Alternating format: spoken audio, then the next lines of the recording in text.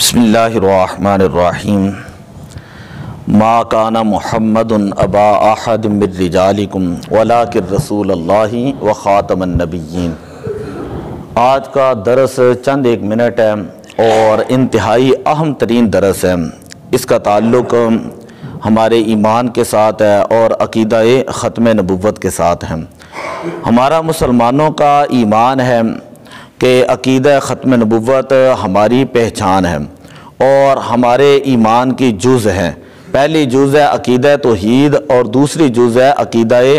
رسالت۔ جو بندہ حضور علیہ الصلوۃ والسلام کو آخری نبی نہیں مانتا، ہم مسلمان اسے مسلمان شمار نہیں کرتے، وہ بندہ کافر ہے۔ اور یہ وہ عقیدہ ہے کہ جس کے اوپر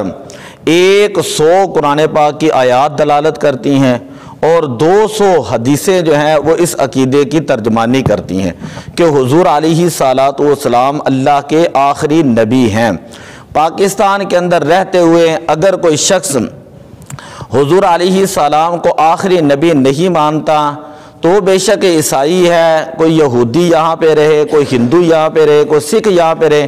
ہمیں ان سے کوئی غرض نہیں ہے، کیونکہ اسلام ان کے حقوق دیتا ہے اور اسلام یہ کہتا ہے کہ یہ اقلیت ہیں اور اقلیتوں کے حقوق اسلام کے اندر مقرر ہیں۔ یہ بڑا واضح قانون ہے کہ جو بندہ نبی پاک صلی اللہ علیہ وسلم کو آخری نبی نہیں مانتا، اپنے آپ کو عیسائی کہے، اپنے آپ کو یہودی کہے، اپنے آپ کو ہندو کہیں، اپنے آپ کو سکھ کہیں یا کوئی اور مذہب یہاں پہ اختیار کر لیں، تو اس کی مکمل طور پر پاکستان کے اندر ایز اقلیت جو قانونی حیثیت حاصل ہے۔ لیکن آگے جو میں مسئلہ بات کرنے لگا وہ بڑی توجہ والی، جو بندہ پاکستان کے اندر رہ کر حضور علیہ الصلوۃ والسلام کو آخری نبی نہ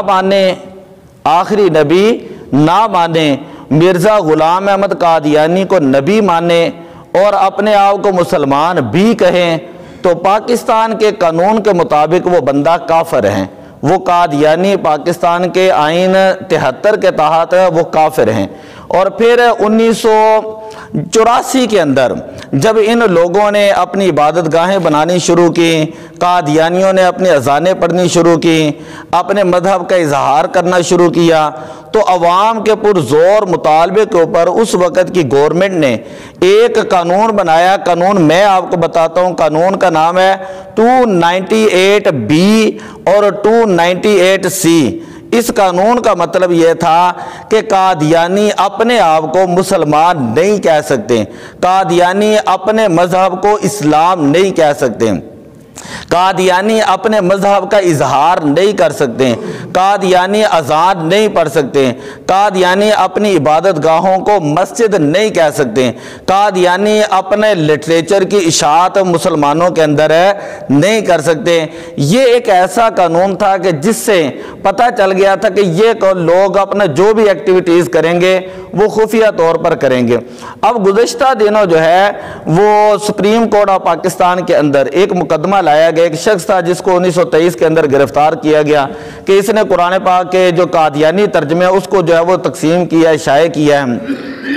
خیر چیف جسٹس نے جو ہے فیصلہ دیتے ہوئے کہا کہ اس کو آزاد کیا جائے 5000 مچل پہ، ہمیں اس سے کوئی غرض نہیں۔ لیکن ساتھ ہی اس نے یہ بھی کہا کہ پاکستان کے اندر جو یہ قانون بنایا گیا ہے 298B اور 298C کہ جس کے تحت قادیانیوں کے اوپر پابندی لگائی گئی ہے، ان تمام شکوں کو جو اس نے کہا کہ میں خاص طور پر آرڈر دیتا ہوں اس کو نکال دیا جائے۔ اور ساتھ اس نے یہ ریمارکس دیے کہ پاکستان کے اندر ہر بندے کو جو ہے اپنے مذہب کا اظہار کرنے کا حق حاصل ہے، وہ ہر بندہ اپنا مذہب شائع کر سکتا ہے، ہر بندہ اپنا قرآن پاک کا ترجمہ لکھ کر تقسیم کر سکتا ہے۔ تو توہین قرآن کی دفعات اس کو نکال دیا جائے، توہین مذہب کی دفعات جو اس نے کہا کہ اس کو نکال دیا جائے۔ اب اس بات کو 4 سے 5 دن ہو چکے ہیں اور پورے پاکستان کے علماء کے اندر یہ اضطراب پایا جا رہا ہے، اور یہ پورا جمعہ جو ہے یہ جمعہ ختم نبوت، یوم ختم نبوت کے اوپر سرکاری سطح پر بھی منایا جائے گا۔ اب سوال یہ پیدا ہوتا ہے کہ ان لوگوں کو ان کے ساتھ اتنی ہمدردیاں کیوں آ جاتی ہیں؟ یہ کیوں لوگ ان کے ساتھ یعنی مسلمانوں کے ایمان کے ساتھ کھلواڑ کرنا چاہتے ہیں کہ 295C کسی کو یاد ہو 295C کا جو قانون ہے نا، اس کو سلمان تاثیر نے یہ کہا تھا یہ ختم نبوت کا قانون ہے۔ اس کا مطلب یہ ہے کہ جو بندہ نبی پاک صلی اللہ علیہ وسلم کی توہین کرے گا کسی بھی طرح، اس کی سزا سزائے موت ہے۔ تو سلمان تاثیر نے کہا تھا یہ کالا قانون ہے،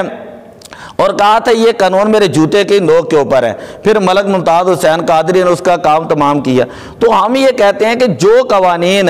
لاکھوں ہزاروں علماء کی قربانیاں، عوام کی قربانیاں دینے کے بعد بنائے گئے مسلمہ قوانین ہیں اور ڈیسائیڈڈ قوانین ہیں، ان کو آپ جو ہے انڈیسائیڈڈ کیوں کر رہے ہیں؟ ان کو آپ ریموو کیوں کر رہے ہیں؟ ان کو آپ ختم کیوں کر رہے ہیں؟ پاکستان مسلمانوں کا ملک ہے، پاکستان اسلام کا ملک ہے، اسلام کے نام کے اوپر بنا ہے، کلمے کی بنیاد کے اوپر بنا ہے، اور پاکستان کا مطلب یہ ہے کہ یہاں پر ہر بندہ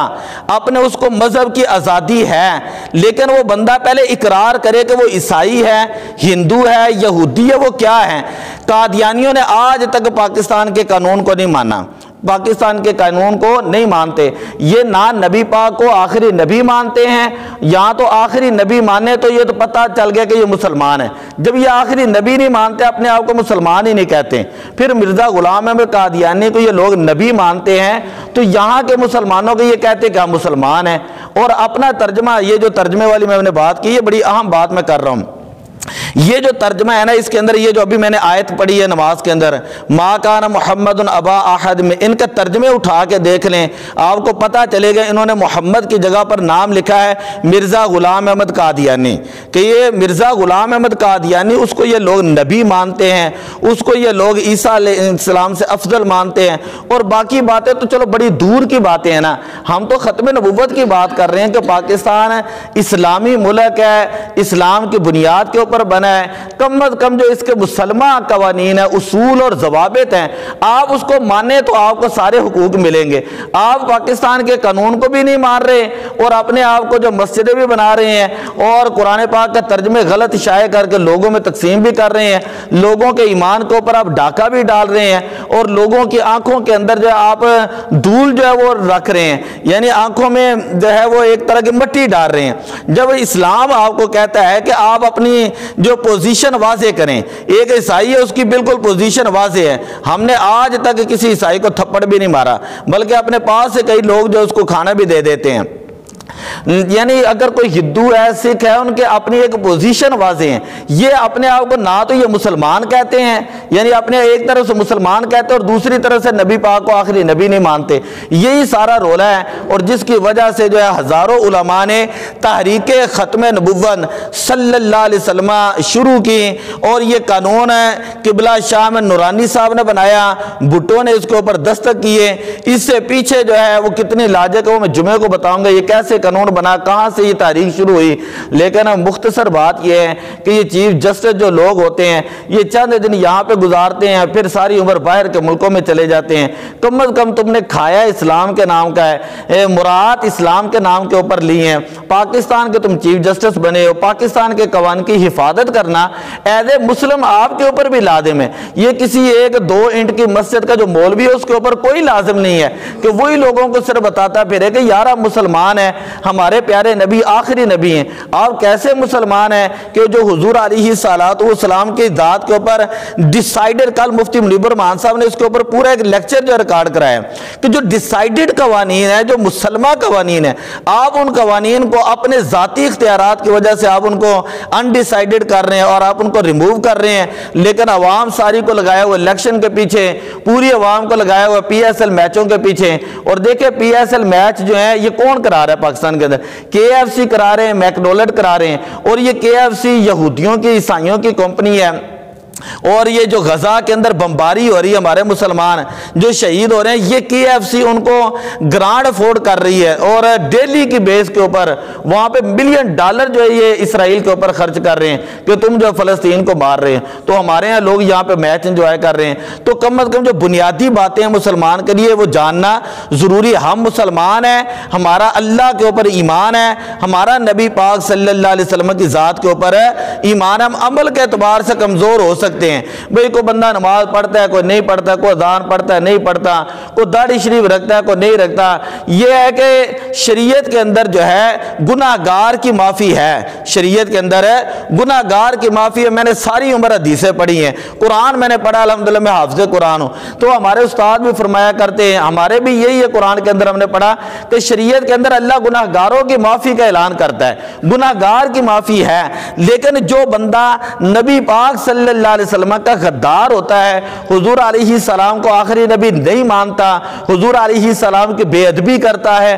توہین کرتا ہے، تو پھر پاکستان کا بچہ خواہ وہ کتنا بھی گناہ گار کیوں نہ ہو، وہ اپنے نبی کی عزت کے لیے گھر سے باہر ضرور نکلتا ہے۔ دعا اللہ تعالیٰ عمل کی توفیق عطا فرمائے۔ الصلاۃ والسلام علیک یا رسول اللہ وعلی آلک و صحابک یا حبیب اللہ۔